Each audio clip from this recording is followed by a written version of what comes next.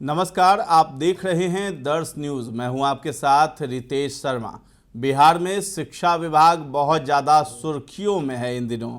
सुर्खियों में इसलिए क्योंकि अभी जो है तत्काल में बहुत ज़्यादा गर्मी जो है बिहार में बढ़ चुकी है और इसको लेकर के जो आदेश होने चाहिए थे शिक्षा विभाग की तरफ से, पटना डीएम की तरफ से, पूरे बिहार के हर एक ज़िले के डीएम की तरफ से, वो चीज़ें सामने नहीं आई है। और इसके पीछे नाम सिर्फ एक ही अधिकारी का आ रहा है, वो है के पाठक। के पाठक जिस तरीके से फरमान निकालते हैं तो कहीं ना कहीं पदाधिकारी या फिर नेता सभी में एक खौफ बना रहता है और के पाठक जो आदेश देते हैं उसी का पालन करवा कर भी रहते हैं।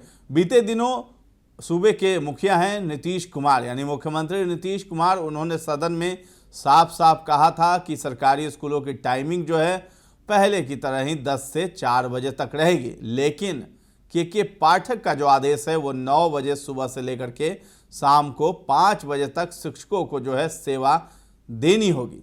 इस पर जो है शिक्षक नेता, शिक्षक संघ, सभी लोग नाराज दिखाई दे रहे थे। नियोजित शिक्षक जो है बहुत ज़्यादा पीड़ित अपने आप को महसूस कर रहे थे क्योंकि 10 से 4 का समय बहुत पुराना है और इस बात को नीतीश कुमार भी दोहरा चुके हैं। बावजूद इसके के पाठक जो है स्कूलों की टाइमिंग को बदल नहीं रहे हैं। इस पर जो है शिक्षक नेता बहुत ज़्यादा गुस्से में दिखाई दे रहे हैं और सोशल मीडिया के जरिए अपने गुस्से का इजहार भी करते हुए नज़र आ रहे हैं। तो सवाल सबसे पहले उठता है कि गर्मी जब है तो एक तो छुट्टियों को रद्द कर दिया गया त्योहारों में, फिर उसके बाद शिक्षकों को जो है गर्मी की छुट्टी नहीं दी जा रही है, उनको स्कूल आने को कहा जा रहा है और उसके बाद जो है बच्चों के लिए मॉर्निंग शिफ्ट जो लगाई जाती थी अप्रैल महीने में, यानी अप्रैल महीने के एक सप्ताह बीतने के बाद बच्चों के स्कूल जो है टाइमिंग मॉर्निंग हो जाती थी, लेकिन बावजूद इसके स्कूलों की टाइमिंग नहीं बदली जा रही है। तो फिलहाल इस पर जो है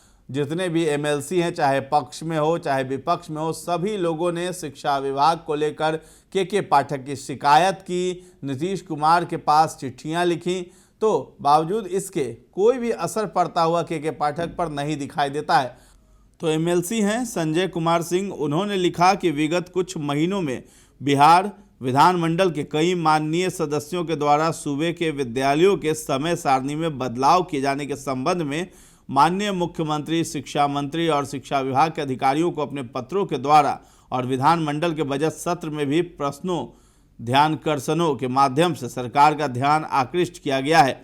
यानी इनकी भी मांग है कि 10 बजे से अपराह्न 4 बजे तक करने के संबंध में दो बार घोषणा किए जाने के बावजूद स्थिति यथावत बनी हुई है। अब मॉर्निंग शिफ्ट की ये बात कर रहे हैं, जिसमें कि उन्होंने कहा कि माध्यमिक शिक्षा का पूर्व में निर्देश भी है कि प्रत्येक वर्ष अप्रैल माह के प्रथम या द्वितीय सोमवार से 6:30 से 11:30 बजे तक वर्ग संचालन होगा।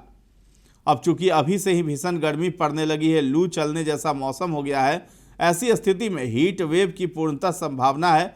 इस परिस्थिति में सरकार को संवेदनशील होना चाहिए, विशेषकर छोटे छोटे बच्चों को इन गर्मी का उनके स्वास्थ्य पर प्रतिकूल प्रभाव पड़ने की संभावना है। अतएव हमारा आपसे आग्रह होगा कि सरकार को विद्यालयों में पढ़ने पढ़ाने वाले छात्रों एवं शिक्षकों पर सहानुभूति पूर्वक संवेदनशील होकर प्रातःकालीन वर्ग संचालन का निर्णय लेने की आवश्यकता है। आशा इस संबंध में अविलंब निर्णय लेना चाहेंगे।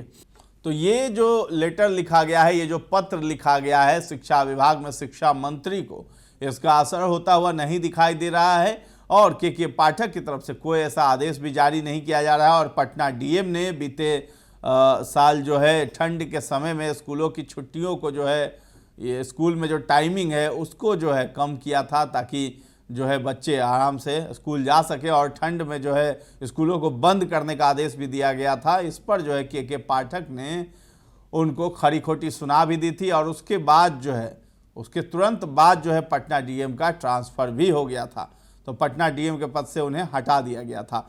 तो अब सवाल ये है कि के पाठक आखिर इतनी कड़ाई क्यों करते हैं और क्या उन्हें शिक्षकों से कोई दुश्मनी है? ऐसा हम नहीं कह रहे हैं, शिक्षक नेता कह रहे हैं, उनका ये सवाल है।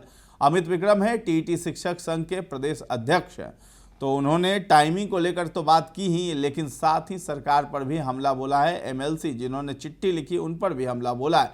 तो क्या कुछ उन्होंने सोशल मीडिया पर ट्वीट किया है, मैं आपको पढ़ के बता रहा हूँ, आपको स्क्रीन पर भी दिखाई दे रहा होगा कि जब विधानसभा सत्र के दौरान शिक्षकों के कई महत्वपूर्ण मुद्दों पर जैसे कि विशिष्ट शिक्षक नियमावली, बीपीएससी से हुई बहाली में ऐच्छिक पोस्टिंग, सेवा निरंतरता, एचएम व स्नातक ग्रेड में प्रमोशन के लिए बहस होना था, तब सत्ताधारी दलों के एमएलसी ने केवल स्कूल टाइमिंग पर बहस करके अन्य सभी मुद्दों को दबा दिया। इनका फल ये हुआ कि न टाइमिंग में सुधार और विशिष्ट शिक्षक नियमावली में जरूरी बदलाव हुए।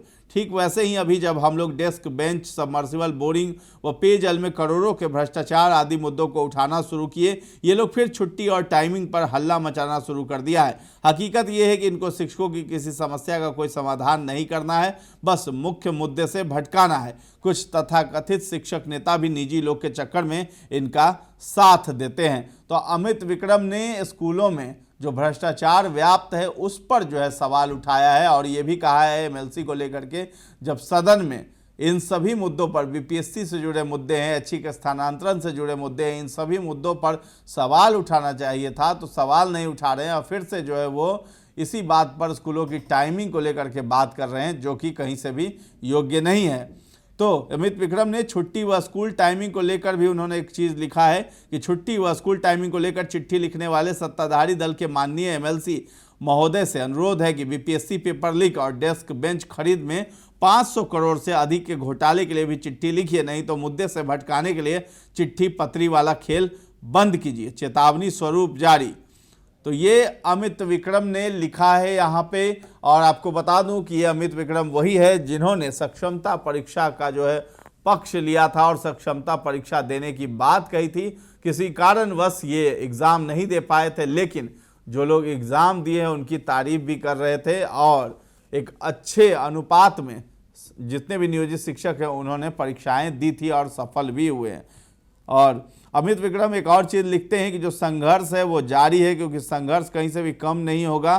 तो लिखा है विशिष्ट शिक्षक प्लस विद्यालय अध्यापक राज्यकर्मी शिक्षक बन जाते हैं, मिलकर लड़ेंगे हम। यानी जो विशिष्ट शिक्षक बने वो या विद्यालय के अध्यापक हैं जो राज्यकर्मी शिक्षक हैं, तो मिलकर लड़ने की बात कह रहे हैं। नियमित वेतनमान लेवल 7, 8 एवं 9 के लिए, ऐच्छिक जिले में पोस्टिंग के लिए, शिक्षकों के सम्मान के लिए।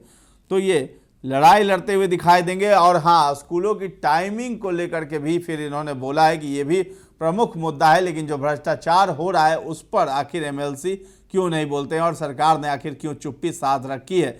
तो स्कूल के बेंच डेस्क में बहुत बड़ा घोटाला भी सामने आया है, स्कूल बैग किट, उन सभी में घोटाले की बात आई है। यानी 900 करोड़ रुपए से ज़्यादा का घोटाला हुआ है, जिसका जो है ये लोग शिक्षक नेता विरोध कर रहे हैं और उस पर कार्रवाई करने की बात कर रहे हैं। के पाठक जो अपर मुख्य सचिव है शिक्षा विभाग के, उनसे भी कार्रवाई करने की बात कही जा रही है। और एक और उन्होंने ट्वीट किया था कल, जिसमें बच्ची बेहोश विभाग मदहोश, यानी शिक्षा विभाग पर कटाक्ष किया था कि गर्मी के कारण जो है बच्चियां बेहोश हो रही हैं, बाहर लू चल रही है, गर्म हवाएं हैं और उस बीच बच्चों को जो है सुबह से शाम तक जो है स्कूलों में समय बिताना पड़ता है।